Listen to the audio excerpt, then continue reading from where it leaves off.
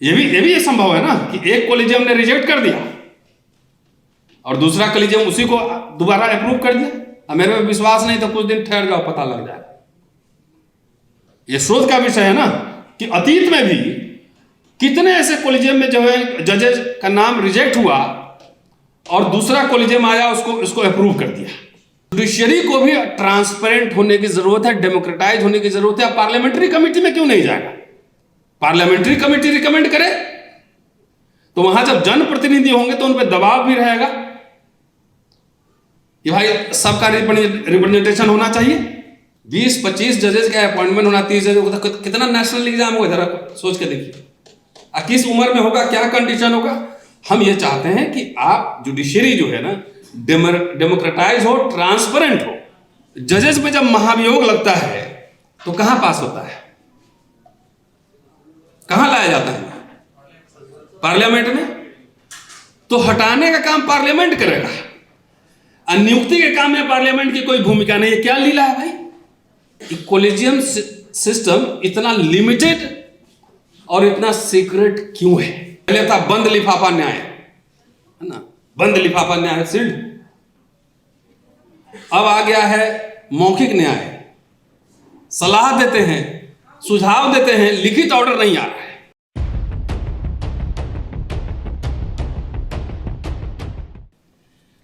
देखिए, कॉलेजियम पे बहुत चर्चा हो रही है और हाई कोर्ट, सुप्रीम कोर्ट के जितने जजेस हैं टोटल नंबर 1155 के आसपास है और बगैर रिसर्च के बहुत ही अनगाइडेड मिसाइल की तरह चर्चा हो रही है। तो हर साल 15-20 जजेस रिटायर होते होंगे, 20, 25, 30 हर साल। अब सरकार तो चाहती है कि जैसे यूपीएससी है तो नेशनल जुडिशियल अपॉइंटमेंट कमीशन बनाया जाए, है ना।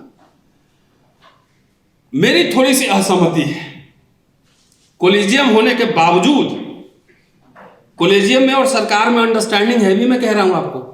यह नहीं है कि खाली सुप्रीम कोर्ट कॉलेजियम रिकमेंड कर रहा है और तब तक वहां से पास नहीं हो रहा है जब तक कि दो हमारे भी ना हो। ये खेला तो नहीं पता होगा।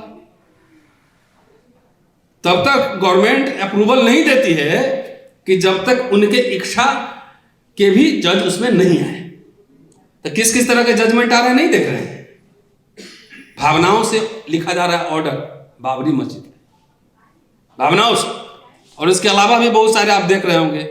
पहले था बंद लिफाफा न्याय, है ना, बंद लिफाफा न्याय सील्ड। अब आ गया है मौखिक न्याय, सलाह देते हैं, सुझाव देते हैं, लिखित ऑर्डर नहीं आ रहा है।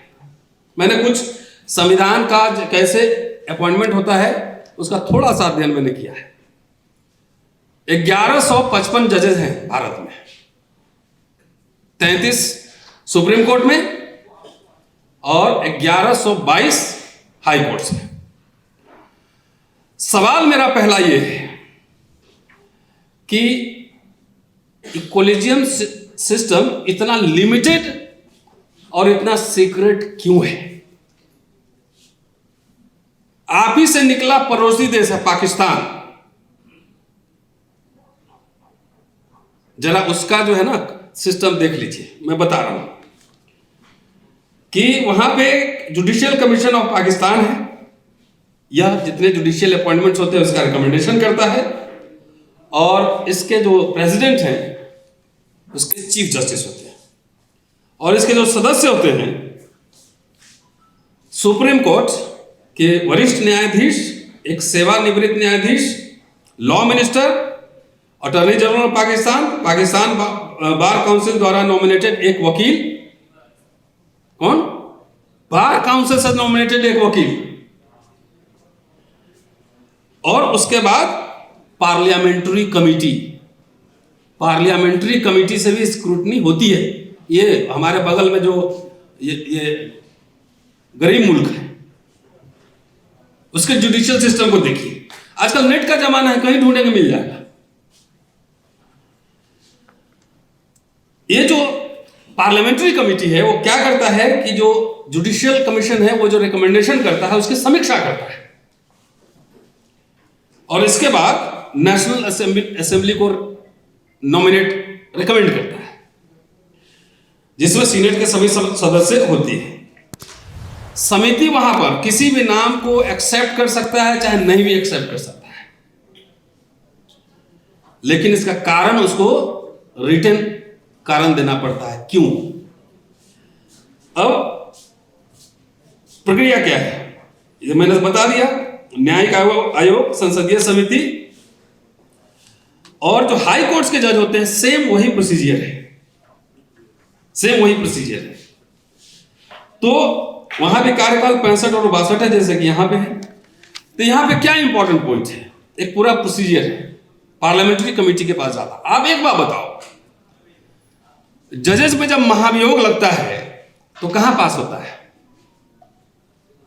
कहां लाया जाता है? पार्लियामेंट में। तो हटाने का काम पार्लियामेंट करेगा, और नियुक्ति के काम में पार्लियामेंट की कोई भूमिका नहीं है। क्या लीला है भाई?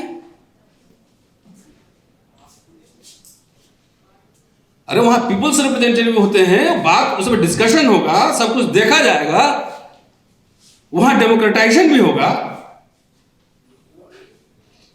तो हटाने का काम संसद का, जजेस लगाने में संसद की कोई भूमिका नहीं है। अब आइए जरा दूसरा एग्जाम्पल दे देता हूं, जहां से हमने पूरा अपना procedure, legal procedure, political procedure जहां से लिया है, लंदन, यूनाइटेड किंगडम। वहां पे जुडिशियल अपॉइंटमेंट कमीशन वहां भी है, कई तरह के कोर्ट्स होते हैं, नहीं जाऊंगा उसमें। और उसके प्रोसेस क्या है, जो वैकेंट पोजीशंस होते हैं उसको एडवर्टाइज करना है पहले। यहां सब सीक्रेट होता है।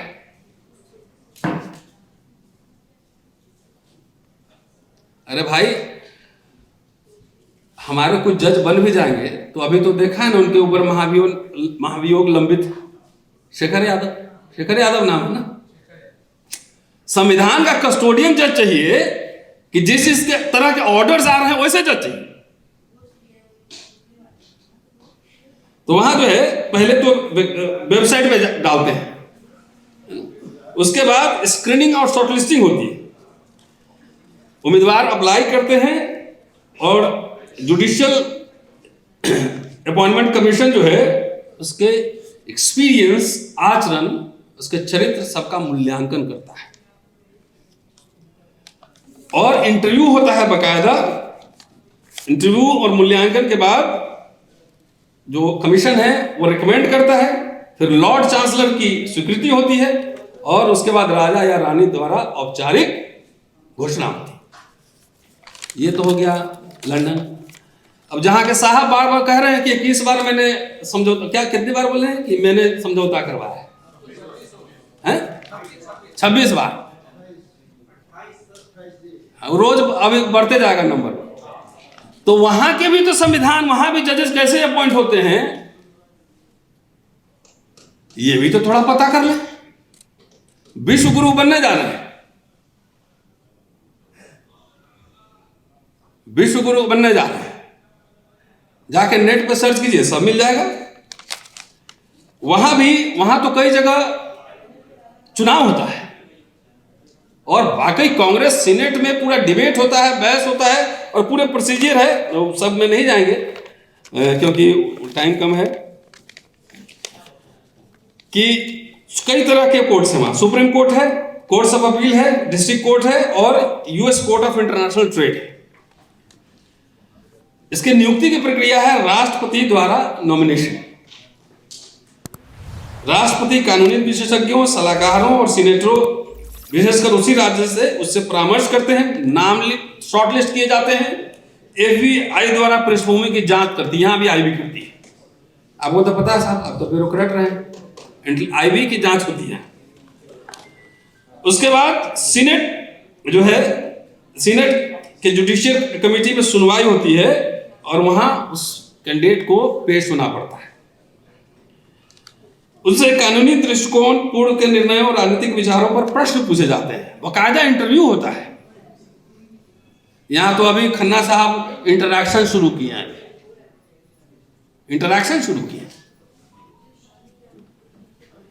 पूरे सीनेट में मतदान होता है, और उस व्यक्ति को या तो अपॉइंट कर सकता है, रिजेक्ट कर सकता है, 51 एक वोट से जीत हार हो सकती है।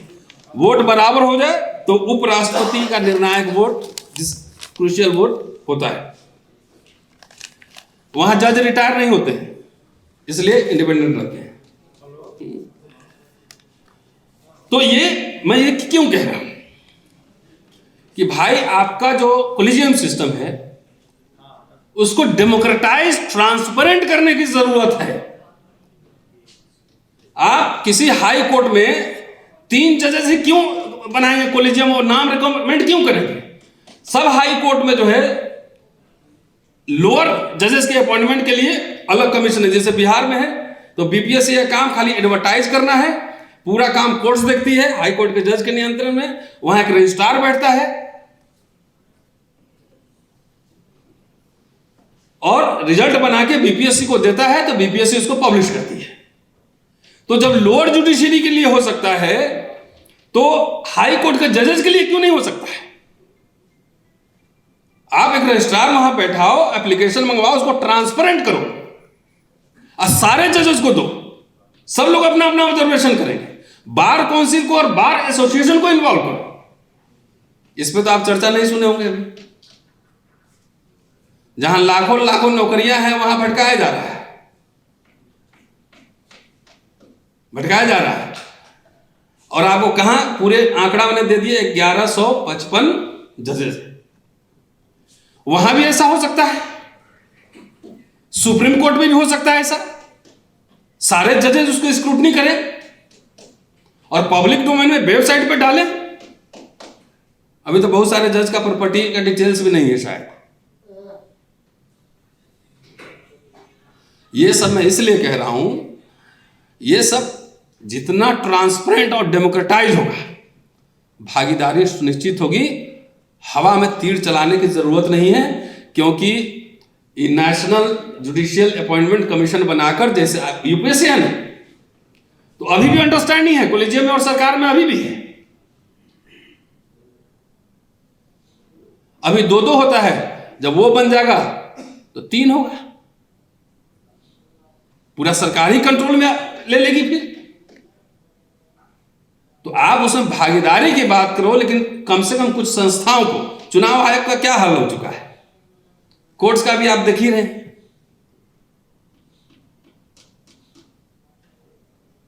तो जो लोग चाहते हैं, देखिए हमारा काम तो वही है ना, क्या क्रिटिकल एनालिसिस करना।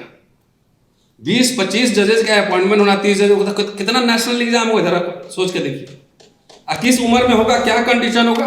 हम ये चाहते हैं कि आप जुडिशरी जो है ना डेमोक्रेटाइज हो, ट्रांसपेरेंट हो, और जो भी SC ST OBC से जो काबिल लोग हैं उसके साथ डिस्क्रिमिनेशन नहीं हो। यही बात है ना।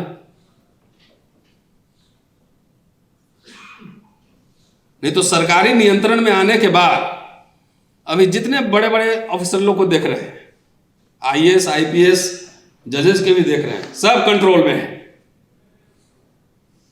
सैकड़ों सांसद हैं, हजारों ब्यूरोक्रेट हैं, तो आप पे अत्याचार क्यों बढ़ रहे हैं? एक FIR नहीं लिखा जा रहा है थाने में, कूटा जा रहा है थाने में पकड़ पकड़ के। इस सब का इलाज डेमोक्रेसी में जनता सबसे बड़ी ताकत होती है। बांग्लादेश का एग्जाम्पल उन्होंने दिया है। तो जुडिशियरी को भी ट्रांसपेरेंट होने की जरूरत है, डेमोक्रेटाइज होने की जरूरत है। पार्लियामेंट्री कमेटी में क्यों नहीं जाएगा? पार्लियामेंट्री कमेटी रिकमेंड करे तो वहां जब जनप्रतिनिधि होंगे तो उन पर दबाव भी रहेगा कि भाई सबका रिप्रेजेंटेशन होना चाहिए। हम जानते हैं कि हम जो बात बोल रहे हैं उसका खामियाजा ना हमको भुगतना पड़ सकता है। भाई बहुत लोग को फांसी पे लटका दिया गया, कुछ लोग को जहर पीना पड़ा, लेकिन जो RSS एजेंडा चला रहा है, बीजेपी चला रहा है, उस एजेंडे में मत फंसिए, क्रिटिकली सोचिए। अभी तो एक आध जगह हो सकता है कि न्याय की उम्मीद भी हो, और एक चलते चलते कोलिजियम पे और बात। इस बात की क्या गारंटी है कि जिसका एक कॉलेजियम ने रिजेक्ट कर दिया है, दूसरे कॉलेजियम उसको एक्सेप्ट ना करे? IB की रिपोर्ट पब्लिश क्यों नहीं होती है? ये संभव है ना कि एक कॉलेजियम ने रिजेक्ट कर दिया और दूसरा कॉलेजियम उसी को दोबारा अप्रूव कर दिया। अब मेरे में विश्वास नहीं तो कुछ दिन ठहर जाओ, पता लग जाए। ये शोध का विषय है ना कि अतीत में भी कितने ऐसे कॉलेजियम में जो है जजेस का नाम रिजेक्ट हुआ और दूसरा कॉलेजियम आया उसको अप्रूव कर दिया।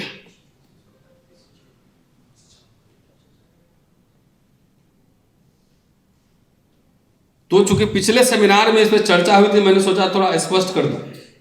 एजेंडा एजुकेशन 21st सेंचुरी का एजेंडा क्या होगा?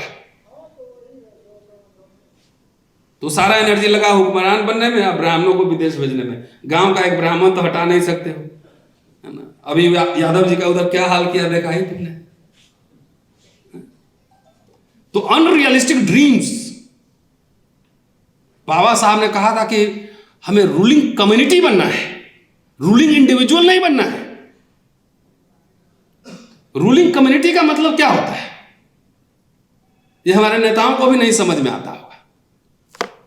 भाई मालिक टिकट दे दीजिए, किसी तरह जीत जाए, इधर उधर करके डंडी उंडी मारते रहे, उतना ही करना है। पार्लियामेंट में बहस क्यों करना है, सरकार को घेरना क्यों है। शुक्रिया, जय हिंद।